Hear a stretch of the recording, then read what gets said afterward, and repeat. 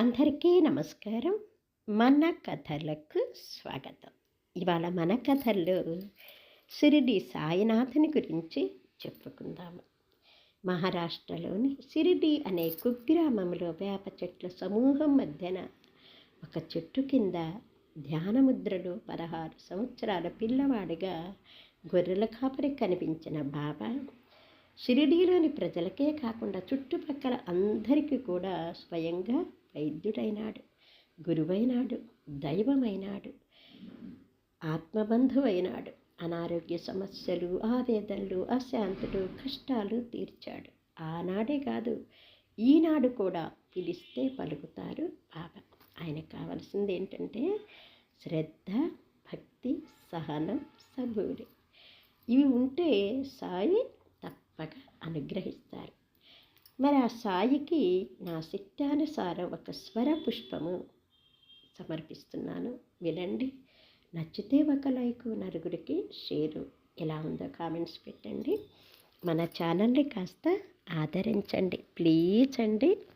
అందరికీ బాబా యొక్క అనుగ్రహం సంపూర్ణంగా ఉండాలని కోరుకుంటూ, షిరిడిపురమున్న వెలసినావు, ఆశ్రితులను బ్రోచినావు. షిరిడిపురమున్న వెలసినావు, ఆశ్రితులను బ్రోచినావు. అండగా ఉండరావయ్యా మా సాయినాథ, కొండంత దైవము నీవయ్యా. షిరిడిపురమున వెలసినావు, ఆశ్రితులను బ్రోచినావు.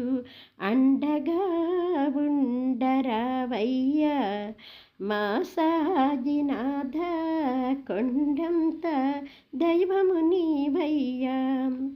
మల్లెపూల మాల వేసి, గులాబీల పూజ చేసి, మల్లెపూల మాల వేసి, గులాబీల పూజలు చేసి, చల్లనైన గంధము రాసెదరా ఓ సాయినాథ, పాల పొంగలి చేసి పెడతారా.